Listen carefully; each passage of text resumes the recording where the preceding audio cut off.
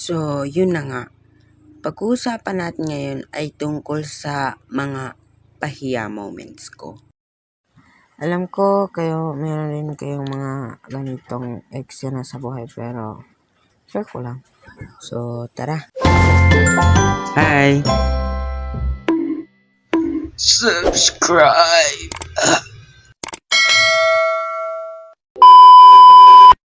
Sa school namin kasi, every year meron kaming yung earthquake drill na ganun. So, that day, ano ba? Umalis ka nga? Oo na. Pero itong tatandaan mo. Pagsisisihan mo to. So, nung araw nga na yun ay ipinatawag ng isa naming teacher ang mga selected na students sa kanya-kanyang grade. At ito yung eksena.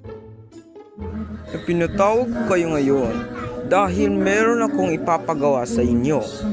At yun ay... Sandali.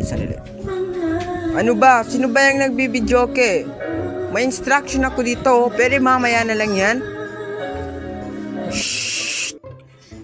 So, pinatawag ko nga kayo ngayon dahil gusto ko kayong magkunwari ng mga casualties lang indol mamaya sa ating earthquake drill. Sir, nakalimutang ilagay yung background, sir. Pwede daw take 2 sabi ni Direk. Ayoko na! So, dahil nga nag-back out na si sir, ako na magpapatuloy ng kwento. Inunang inassign ni sir yung mga kasama ko na mag-a-act. Lahat sila ay sa room sila na-assign na kunwari ay mababagsakan sila ng kung anong mababagsak sa kanila. Habang ako naman, ang sabi niya sa akin, madadapa daw ako dun sa may damhan. Dun mismo, dun sa lupa. Grabe. At nang matapos na kami mabigyan ng mga instruction, ay pinabalik na kami sa kanya-kanya naming mga room. Hanggang sa dumating ang oras na to.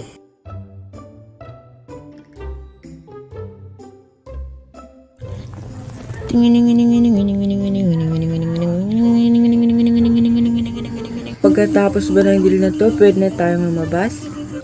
Oo, pero dapat dahan-dahan at walang tatakbo. At tulad nga ng inaasahan, natapos ang bell. I mean yung drill. Tapos, lumabas na kami. And then, dun ko naalala lahat. Ang nasabi ko na sa sarili ko ay, ano kaya? Dadapa na ba ako? Ngayon na ba? As in? Now na? At eto na nga. Alam nyo ba kung anong ginawa ko? Siyempre hindi. Kasi wala kayo doon. Ang ginawa ko, sumibat ako sa linya. At dun ko na isinagawa ang malagim na plano.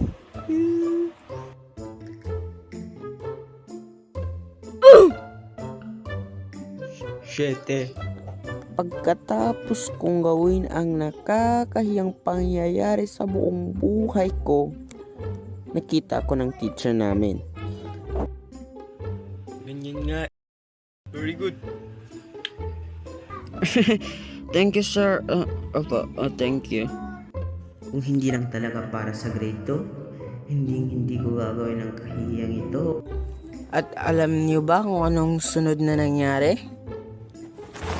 Ano ba? Bakit magtanong ka ng tanong? Wala nga kami doon. Ganon. E di wag kang manood. Wag kang makinig.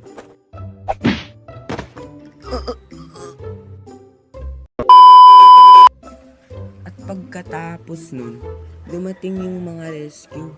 Kumbaga yung mga first aider. Ganun ba yung auto? Basta yun. Which is, hindi ako informed. Kala ko kasi dadapa lang. Hindi ko na alam yung next step. Ganun. By the way, ito pala yung mukha ko nun.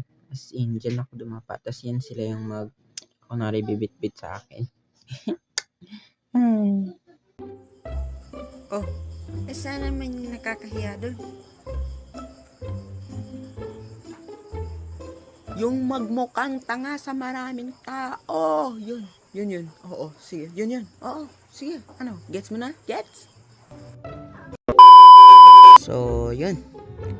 Tapos na tayo. Ang next pala na nangyari is, tinanong lang naman nila ako kung, ay wait, natawa mo na sila. Oo, pinagtawa na nila ako and sabi nila, bakit ka dumapa dun? Ha? Kenge ka ba? Yun sabi nila, bakit ka dumapa dun? Sinabi ko yung rason, sabi ko, drama lang yun, huwag kang ano. Yun, so, guys, ano ba? Mag-comment naman kayo. Kasi shout out kayo, ganun. Pwede naman. Wala kasi masyadong nagko-comment, wala ding likes, react, subscribe, konti pa subscribers ko. Kaya please, kung manonood ka, subscribe ka na, like ka na, and comment. Subscribe!